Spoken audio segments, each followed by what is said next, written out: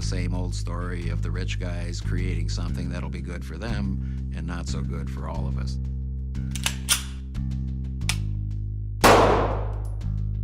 In 1910, Senator Nelson Aldrich summoned New York's most powerful bankers to an island off the coast of Georgia to secretly negotiate plans for an American central bank. Traveling under false names in a private railroad car, the great secrecy of this expedition would foster conspiracy theories for decades to come. The Federal Reserve is not actually a lending operation. It's a fiat printing press. It is an illegal monopoly on the power to counterfeit fiat paper as US dollars. It is an unconstitutional and therefore illegal monopoly on the power to counterfeit money into existence. A power that has of course been unconstitutionally granted to the bank's owners by the traitors in Congress. The reason this is all true is because the bank does not possess the money that it lends, but simply counterfeits it out of thin air. Tell me, how do you lend to others that which you do not actually possess yourself to lend? The Federal Reserve has the power to create money. If you or I run the printing press in our basement, we're counterfeiters. When the Federal Reserve runs the printing press, the electronic printing press, it's monetary policy. Here's the thing about the Federal Reserve. It's not federal, and there is no reserve. Every dollar in existence is owed to someone else, and not only that, but all the money in circulation is owed back to the Fed with interest. The problem with that is the money to pay the interest doesn't exist. It's never been created. This means that the Federal Reserve System is not only designed to keep us down, but also to keep us going down. The value of the dollar has been declining since the establishment of this fraudulent monetary system in 1913. And by 1971, it was clear the dollar could no longer be exchanged into gold. Finally, President Nixon, in front of a television camera, bumping, I think, Gunsmoke off the air. It was bonanza. Bonanza will be shown after a special report from NBC News. I have directed the Secretary of the Treasury to suspend temporarily the convertibility of the dollar into gold or other reserve assets. For the first time in history, the dollar was just a piece of paper, backed only by faith in the Federal Reserve and its policies. Over the next decade, the cost of living more than doubled, as the dollar lost more than half its value. So, what's going on here? Why does the Constitution clearly state that our money shall be coined, yet we are using government-issued, supposedly official paper dollar bills, and we can't even redeem these for silver any longer?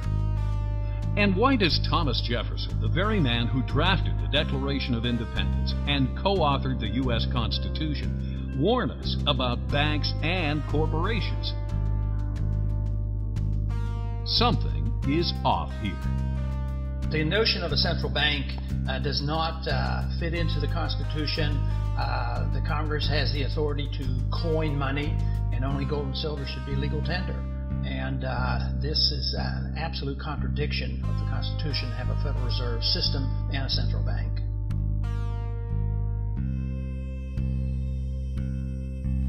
Do you feel that our paper currency should still be backed by gold or silver? I'm not really sure what you mean.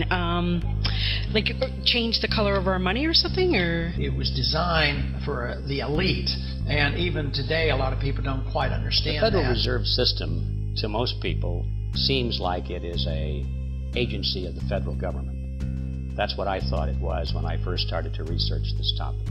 But it turns out that it's nothing of the kind. The Federal Reserve is a hybrid organization. It's a partnership between the federal government and the private banks. When you look at it deeper than that, its essence is neither as a government agency or a private company. In reality, it is a cartel. In other words, it's no different in essence than a banana cartel or a sugar cartel or an oil cartel. It's a grouping of the large private corporations in the field, banking, who have come together to create agreement between themselves to limit competition, to preserve their profits, and to make sure that no newcomers come in and take away their position. That's what cartels are always designed to do. And it's a shocking thing to realize that something as prestigious as the Federal Reserve System, at its core, is nothing more or less than a banking cartel with exactly those same objectives. You have a statute that doesn't square with the Constitution, it's void. It is not a law, in fact.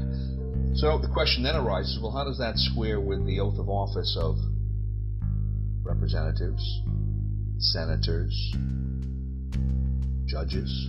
And the answer is it doesn't. That when they come face to face with a statute that is contradiction of the Constitution, they are to treat the Constitution as the supreme law and treat that statute as void.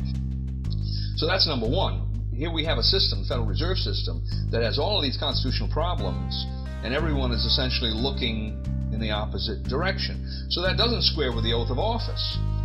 And one would think that the president, being the head of the executive department, in which we find the Treasury, Department of Treasury, right, which interacts quite closely with the Federal Reserve, might have something direct to say about that. And then, of course, the president has a specific constitutional duty to take care that the laws be faithfully executed, and the supreme law of the land is the Constitution. So you would expect, on top of all of this, that he would be saying, wait a minute, if the Constitution doesn't square with the Federal Reserve Act in one or more ways, then I should be giving directives to the Secretary of the Treasury to take certain kinds of action to deal with that. And, of course, we see exactly the opposite.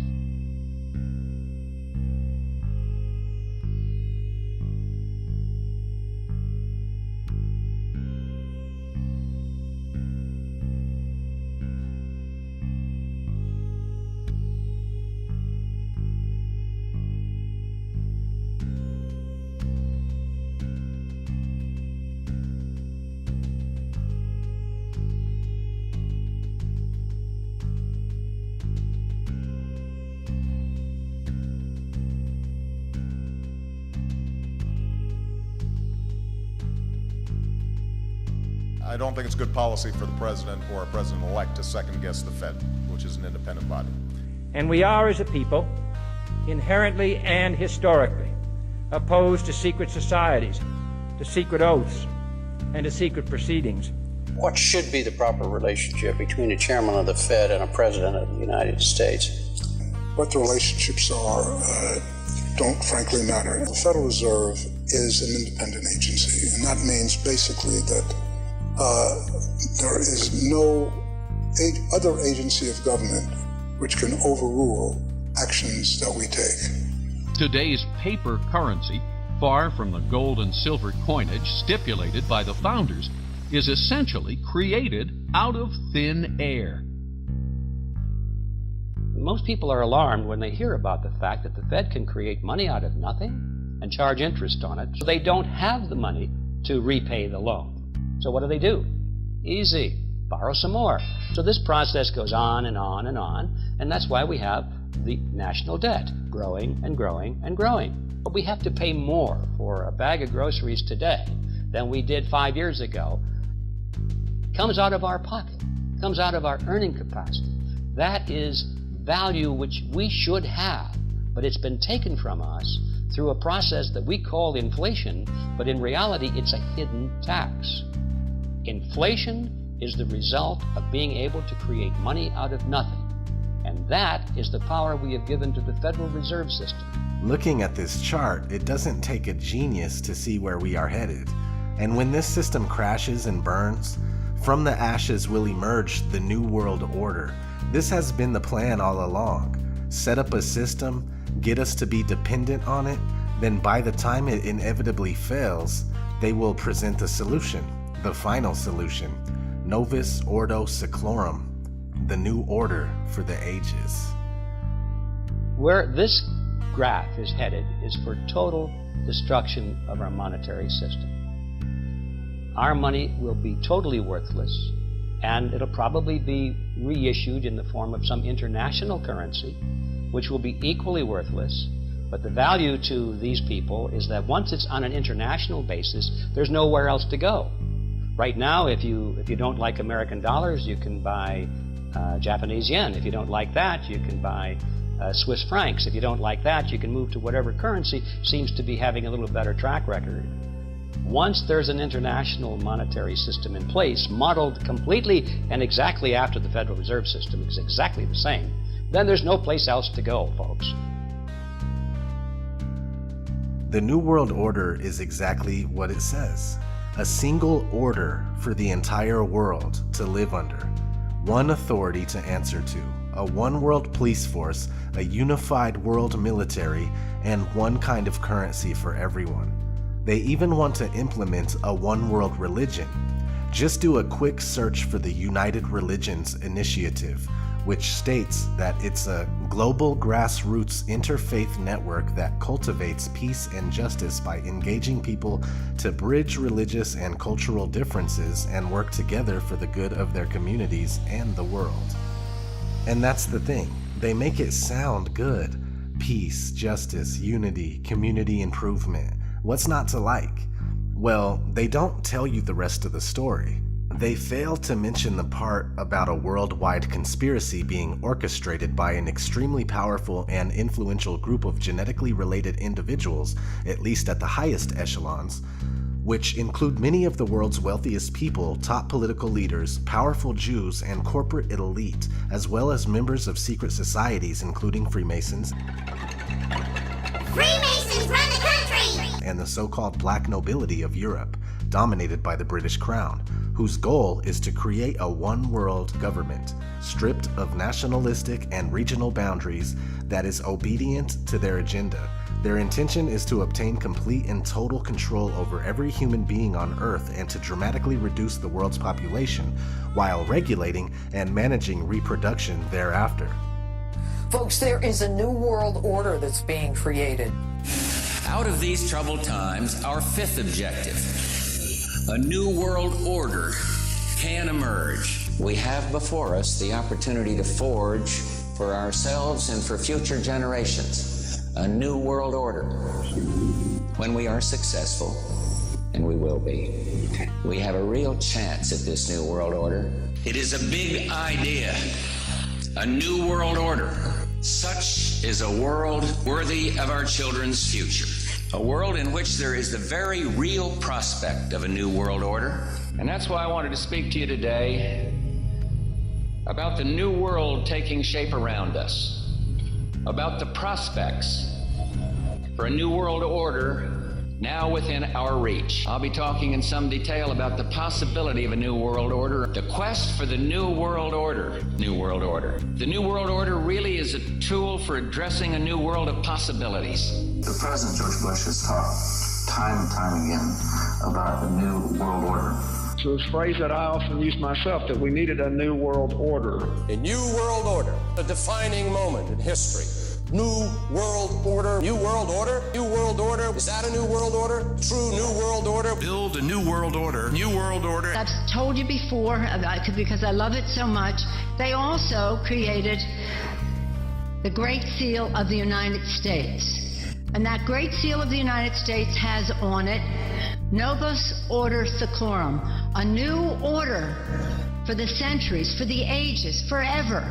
The affirmative task we have now is to actually create a new world order. Creating the kind of world order that I think all of us would like to see. What it really is putting the American economy under international regulation. Yep. And those people who have been yelling, oh, the UN's going to take over global conspiracy government. Theorists. They've been crazy, but now they're right. Those conspiracy people had said and suggested that for years. Right. You're not wrong. International regulation of the financial institutions, which is going to happen under the IMF control. Now, I risk sounding like a conspiracy theorist, but it's no longer a theory. What I'm about to say is fact. The secret organizations of the world power elite are no longer secret. They have planned and are now leading us into a one-world communist government. The combining of national governments started with the European Union. That union started with trade agreements, then a common currency, the euro, and now a European Parliament that is feverishly passing laws that